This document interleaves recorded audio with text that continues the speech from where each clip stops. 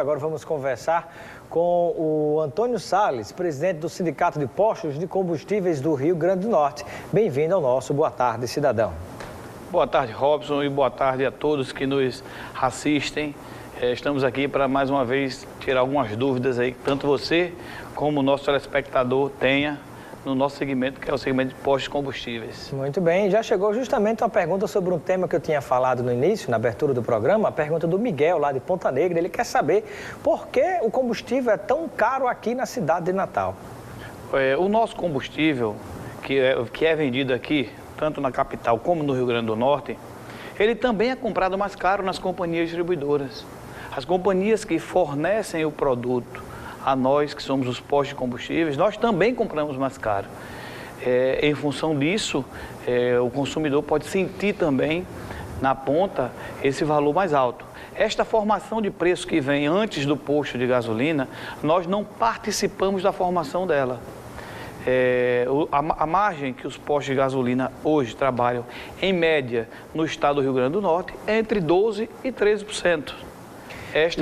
E essa margem ela é suficiente para pagar o quê, por exemplo? Não, essa margem que o revendedor tem, ele tem para remunerar o capital dele, empregado, ele tem para pagar aluguel, ele tem para pagar toda a folha de funcionário. Resumindo, todos os custos que um posto de gasolina tem, ele paga com esta margem que é de 12% a 13%.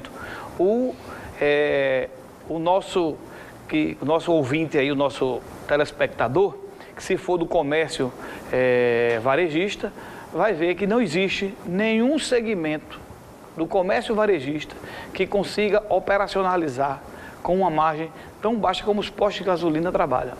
Existe entre a produção, né, a usina de combustível, por exemplo, e a ponta final, que é o posto de combustível, a distribuidora que leva uma grande fatia, digamos assim, que corresponde a esse valor alto do preço dos combustíveis.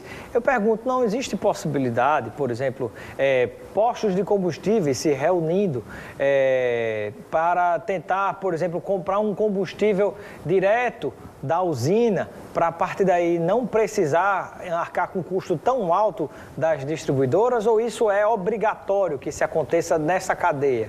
A legislação não permite que isso aconteça. O posto de gasolina, ele só pode comprar uma companhia distribuidora. Ele não pode ir direto na refinaria comprar, ele não pode ir direto na usina comprar. Nem pode se reunir e transformar-se num grupo, por exemplo, numa distribuidora, comprar direto e baratear o custo? Não, porque também não pode verticalizar a venda do combustível. A venda do combustível ela só pode ser feita através de revendedores. Ela não pode ser feita através da distribuidora. A legislação não permite isso. Muito bem. E aí eu pergunto ao presidente do Sindipostos do RN um outro assunto importante, que é sobre qual é o percentual de imposto que existe, por exemplo, no combustível que a gente paga. Hoje está em média, eu acredito que em torno de R$4 aproximadamente, é isso? Já não me lembro mais. A média que nós temos aqui do levantamento da semana de 4 a 10 de fevereiro era 4,21,6 no Brasil. Pronto, vamos dizer dessa média de R$4,21.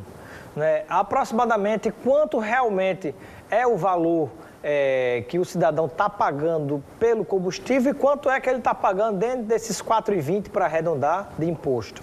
Em média é 50% do que o consumidor paga efetivamente lá na bomba, ele vai para os cofres públicos, seja o público federal, seja o estadual, ele vai para os cofres públicos.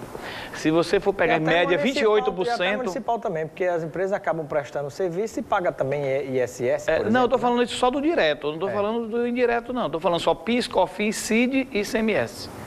Então eu estou falando só desses quatro tributos. Por exemplo, de 4,20, que é a média de um litro de combustível... Em média 50% em média, 2,10 é imposto. 2,10 é imposto. 28% desse preço é o produto propriamente dito. Esses 28% ele é pago prospecção, refino, produção, para poder disponibilizar para a distribuidora. Daí ele vem ainda mais 13% em média, que é o etanol, que ele é misturado no etanol, porque a gasolina que a companhia coloca, disponibiliza o preço diário, é a gasolina A, mas nós vendemos gasolina C.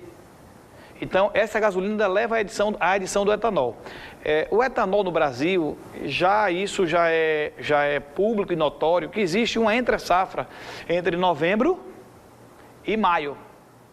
Então, esse preço do etanol ele vem subindo. Se você for pegar de quando o governo federal adotou a mudança diária de preço até a semana que se encerrou, 10 de fevereiro, nós tivemos um reajuste no etanol de 32%. Que é o etanol misturado na gasolina, que a gasolina leva 27% de etanol na sua composição, que ele representa 13% do valor do preço. E aí, ao final, vai vir a margem da distribuidora, frete e a margem da revenda. Esse é o preço do combustível hoje, que é disponibilizado às vendas no Brasil inteiro. Essa é a formação de preço. Se algum estado tem uma formação de preço que tem uma repercussão um pouco menor de algum elo desse, com certeza esse estado terá uma condição comercial melhor de venda. Mas eu não estou aqui também para explicar o preço da Paraíba, nem explicar o preço do Rio Grande do Norte. Eu estou aqui explicando a quem nos assiste e a você como é a composição do preço. E pergunto ao presidente do Sindicato de Postos de Combustíveis do Rio Grande do Norte uma polêmica, sobre uma polêmica que se instalou durante muito tempo, que seria a existência de um cartel entre os proprietários de postos de combustíveis na cidade do Natal. Isso foi alvo, inclusive, de ação por parte do Ministério Público. Na ocasião, era o doutor José Augusto Pérez, inclusive. E me parece que isso aí teve desfechos tanto na área judicial como também na área de conselhos ligados à área econômica no Brasil. O que é que há de informação concreta sobre essa questão? O que nós tivemos na última quarta-feira, o julgamento lá do pleno do CAD. O que é o CAD? Explicando para o CAD é o Conselho de Administração e Defesa Econômica. É quem rege a questão concorrencial no Brasil. Toda a questão concorrencial no Brasil, ele vai ao CAD. Então, nós fomos oferecidos ao CAD com uma suposta formação de cartel e que, ao final de 7 anos de idas e vindas, nós conseguimos provar, dentro deste processo, que não existe cartel no estado do Rio Grande do Norte e, mais precisamente, em Natal, que era o objeto da ação. Por 7-0, o Tribunal do CAD, à unanimidade, entendeu que deveria arquivar o nosso processo. E então a conclusão, na verdade, que se chegou pela área da Justiça e também pela área do CAD é que não existiria o cartel. Exatamente. E eu pergunto, alguma outra informação a compartilhar com os nossos telespectadores, né, que muitas vezes vivem essa angústia do dia a dia, né, de receber esse preço final e, na verdade, sem ter poder de interferir quase que de maneira nenhuma sobre a perspectiva de que esse preço seja menor, né? Então, o que dizer para o telespectador, o consumidor que em casa nos assiste nesse momento? O que nós temos a dizer é que o nosso segmento é o segmento mais transparente que pode se ter no mercado varejista. Esse terno blazer que você está usando aí, com certeza você comprou ele, achou ele muito bonito, mas você não sabe por quanto a loja comprou para lhe vender. Você não tem essa informação. 1 quilo de feijão que é vendido no supermercado, que você vai lá comprar para se alimentar, o consumidor não tem a possibilidade de saber por quanto o supermercado comprou para vender, mas no nosso segmento tem. Você acessa o site anp.gov.br e você tem lá o preço médio de compra dos postos de combustível e o preço de venda você sabe que você está pagando. Então, o consumidor hoje ele pode perfeitamente acompanhar a margem do posto de gasolina. E o que vem antes da margem do posto de gasolina é justamente o que eu lhe expliquei aqui agora, que são os impostos, são a questão do etanol e a questão do produto propriamente dita. O consumidor, ele está do mesmo lado do posto revendedor, porque o posto revendedor não tem contrato com nenhuma companhia para vender tantos R$1.000, ele tem para vender tantos 1.000 litros. E na hora que esse produto ele vem subindo, ele gera uma retração no mercado, que você vendendo menos, você não consegue cumprir o contrato que você tem com a companhia, que muitas vezes você tem um contrato de 5 anos, ele se elastece para 6, 7 anos em função desses aumentos. Mas quero dizer ao consumidor que nós estamos do mesmo lado e que o que é bom para o consumidor é bom para a gente também. Ok.